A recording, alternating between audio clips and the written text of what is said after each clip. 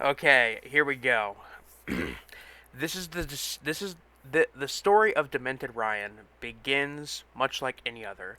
In fact, it at first might seem so ordinary as to be almost indistinguishable from any other number of random stories published daily on the internet.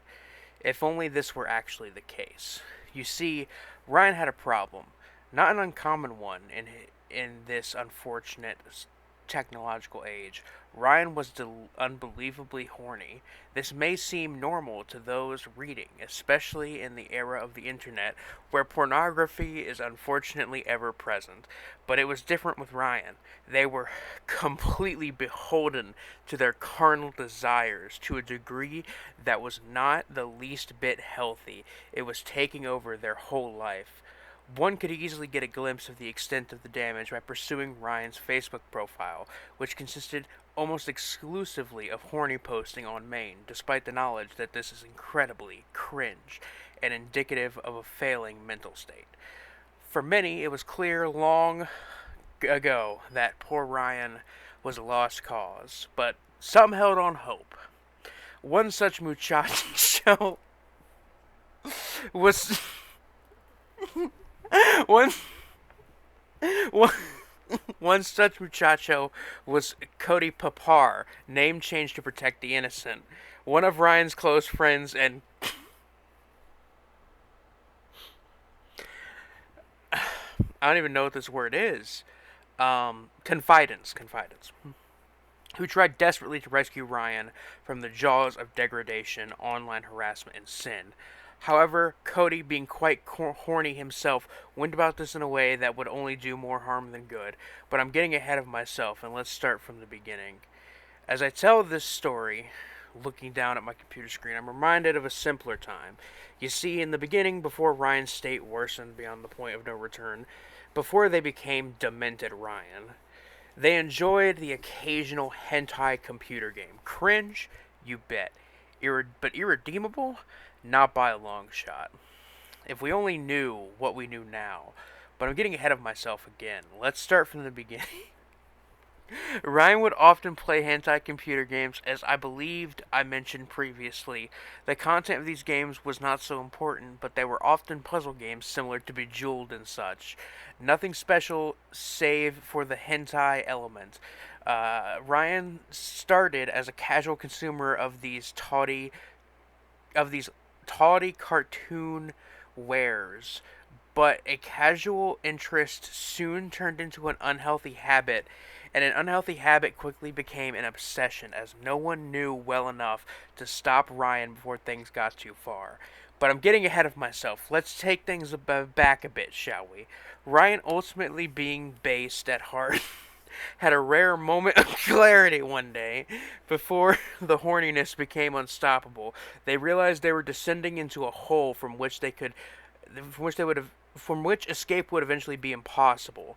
So they took this glimpse of lucidity, um, and used it to better themselves. They deleted the porn games from Steam and started giving themselves painful pinches or even small electroshocks whenever they got cravings to delve into the horny cringe once more. For a while, things were better. Ryan's mind and mental capacity were clearer than ever, but their mood improved. They were productive in their daily routines, spending time doing things that were genuinely fulfilling instead of just masturbating to pornographic cartoon puzzle women. Things were finally looking up, but then the unthinkable happened. But again, putting the cart before the horse. Let's rewind for a moment. Remember? God damn it! I fucking hate you, Andrew. Uh, Remember I mentioned Cody Rapp, a good chap, that Cody. A finer man you'll seldom meet. But poor old Mr. Parr had an issue. He was he was also not too shallow down in the pit of degeneracy himself, you see, which made him too often an enabler of Ryan's more base behavior. Cody would spur Ryan on when playing hentai games. For instance, when Ryan decided to quit, uh, However, Cody was initially supportive of him being a fine fellow and all that, but but Ryan needed Ryan needed more than just support. They needed far, far more. As Ryan's life was looking up, a strange event occurred, and Ryan began seeing semi pornographic images post pages, semi pornographic pages, um, posting crass and brawny images on Facebook. However, how was Ryan seeing these? They didn't like these pages, nor did they like any of the related pages. They were clean, free of this corrupting influence, yet here they are, right on their timeline. Ryan hovered over the name of the Facebook pages one by one. All had been liked by Ryan, or at least by their account. Had they been hacked? Could that be possible? If how, if so, how did they still have control of their account?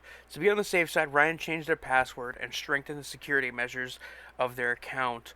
Pleased with the situation, albeit still mildly I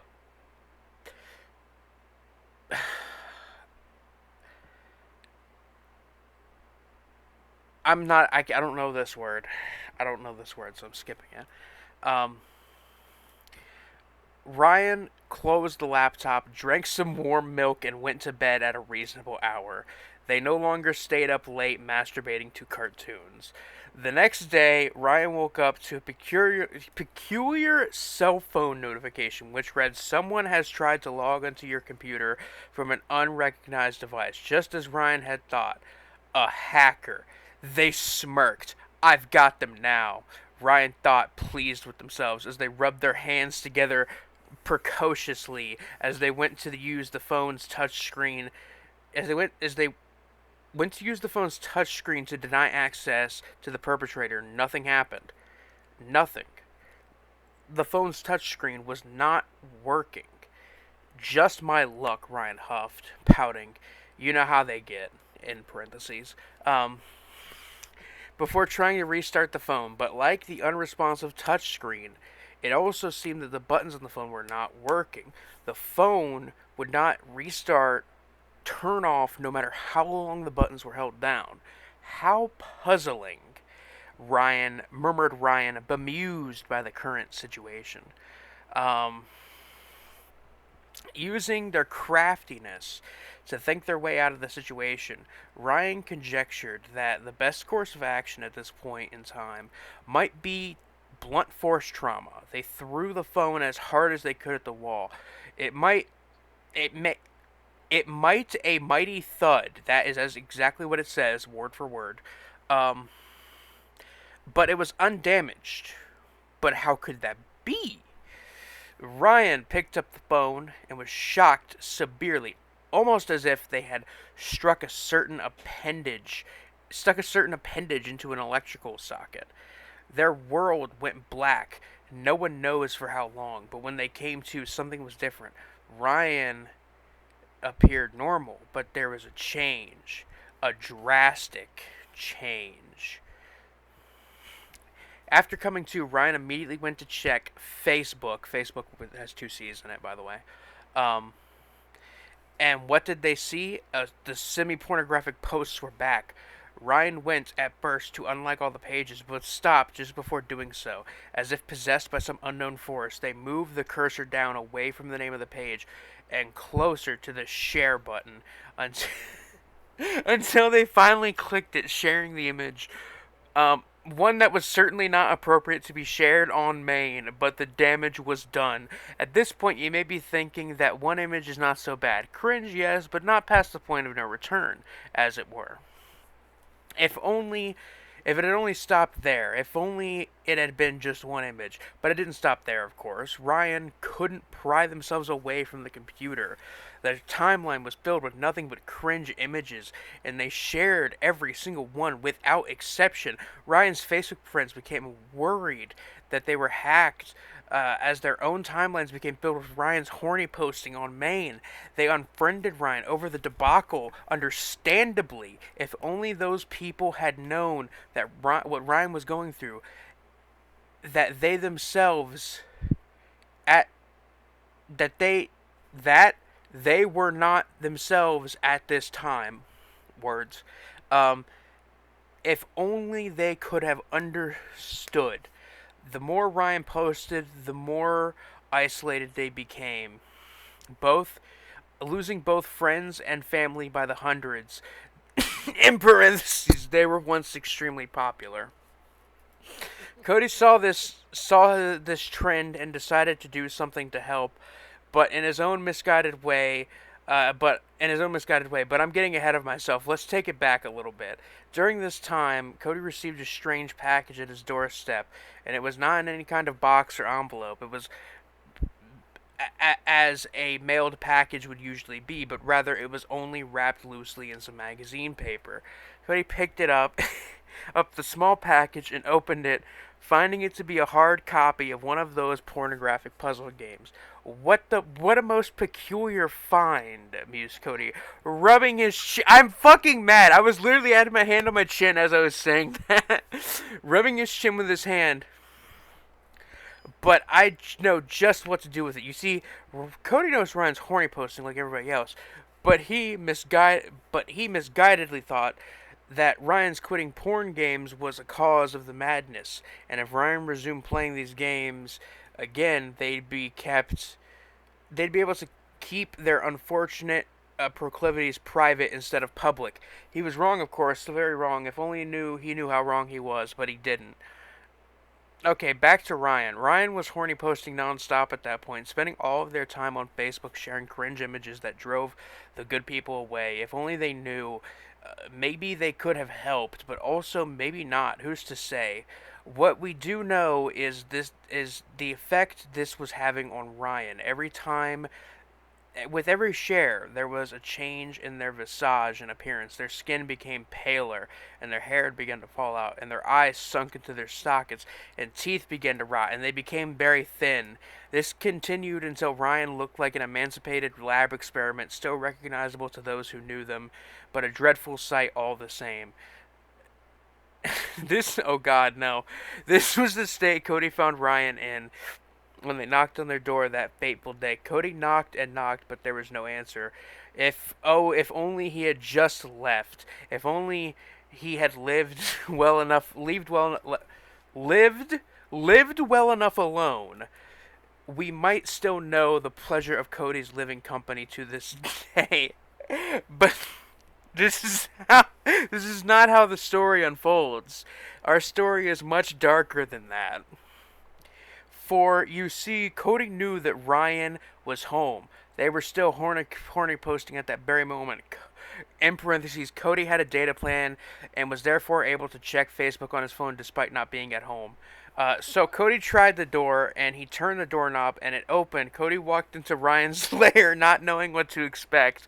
Outside it was bright and sunny, but inside Ryan's home, no light shone. The curtains were drawn. The curtains were not drawn, but the outside of the windows appeared pitch black, as if it was nighttime. As if it was nighttime outside. It seemed impossible. Most peculiar indeed, pondered Cody, still not knowing what he was getting himself into. He proceeded inside, porn game in hand. He looked around the house, filled with nothing. The house was almost entirely empty. No furniture, no garbage, no sign of Ryan. No sign that Ryan had been eating or drinking anything. What had happened? God, there's still so much more. Okay. Dear Ryan, please, if you are presently at home, do say something, shouted Cody, becoming increasingly frustrated and confused. Cody looked down at the porn game and could it be? It couldn't. It appeared to be the cover art game had changed somehow. Originally there was one character on the cover, a naked cartoon character of course, but now there seemed to be two characters on the cover. How could it be? Cody, old boy, you might finally be losing it, he said to himself, and he put the cover closer to his face, but could not make out what the other character was in the dark, oppressive room. Well,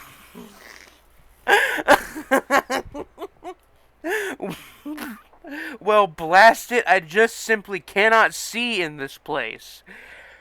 He went towards the door where the sunny outdoor is waiting for him. But before making it out, the door closed on its own. Cody tried the knob, but no dice, it simply would not open. Looks like I could Looks like I could stand to start lifting again, Cody joked, always trying to make light in a dark situation. In parentheses, God bless him. Uh, it was then that Cody was startled by the flickering of a light in another room. It was in the back of Ryan's home, a room that seemed almost impossibly far away from where Coy stood.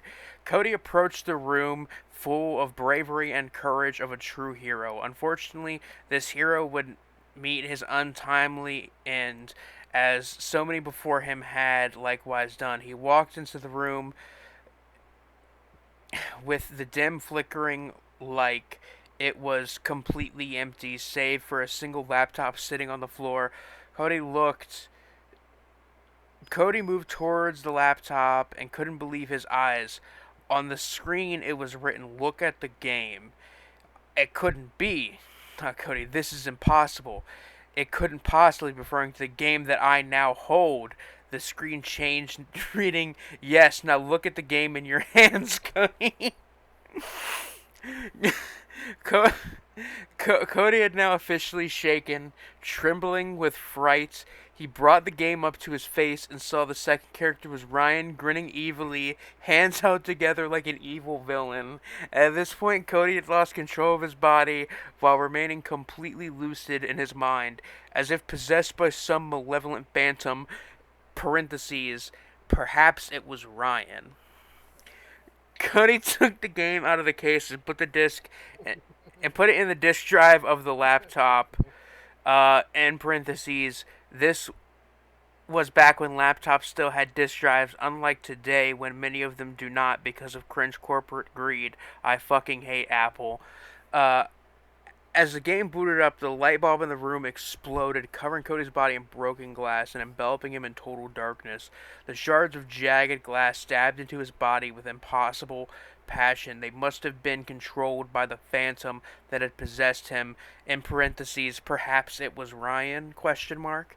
As the blood flowed from the wounds, Cody wanted to scream, for the pain was unimaginable, but he could not. He looked like a porcupine with glass quills, period, or a dinosaur, period. Um, the game started displaying a start screen, and the game was a naked cartoon woman that was on the cover, and behind her was Ryan, looking ghoulish gray, like a sickly specter haunting the confines of the game. Suddenly, the woman on the screen started talking. "Please help me. They're going to kill me," she said. Her face was downturned in a sad frown. Tears started streaming down their face. Cody wanted to stop this. He wanted to throw the computer against the wall and bolt out of there like a jackrabbit being chased by a bloodhound, but he could not move a muscle. So, so Cody played the game, and the more he played, the deeper the shards of glass plunged into his skin, and the more he began to change in other ways as well. He slowly began to transform, looking more and more like Ryan, except for the shards of glass sticking out, until they resembled Ryan completely. Now there were two Ryans, and they both looked like ghostly apparitions, like ghosts in a void from which there was no return. The original Ryan emerged from the computer screen, surrounded in a negative glow of darkness, sucking away any surrounding light like a vacuous black hole. Okay. There was only one thing left to do now. The original Ryan approached the new Ryan, parentheses, originally Cody, now referred to as glass back Ryan, with the force of 1,000 devils, 8 glass Ryans, eyes and tongue, thus removing all that was left of Cody in this hollow ghostly shell. Glass Ryan then began to emit the same voidly the same voidly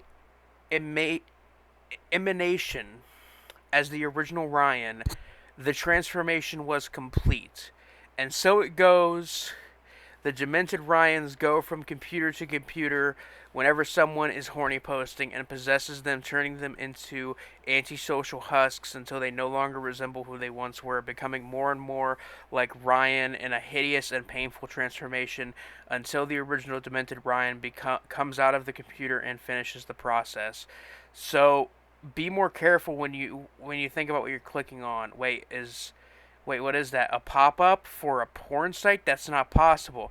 I have ad blocker installed. It couldn't be. Oh my god, what's that sound? It sounds like scratching sound. I'm gonna have to kill some rats again? I swear, oh my god, it's. Hello, everybody. This is Demented Ryan. I've taken the writer's soul, and he will soon be one of us with all of you. Your horniness feeds me as it leeches your immortal souls. You think you don't know what you've been look you think I don't know what you've been looking at on the internet? Please don't insult my power. I now have control of your computer, but I might spare you. Yes, even an entity as evil and demented as myself may on occasion show mercy when it befalls me. Share this story with 5 other people, and I will consider sparing your life and for the next year. Otherwise, you will meet a most painful death and transformation.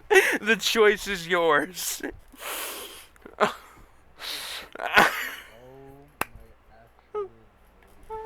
Oh, Andrew did it. He fucking did it. He did it again. The man's did it again. That was awful. I fucking hate that. It's going on YouTube.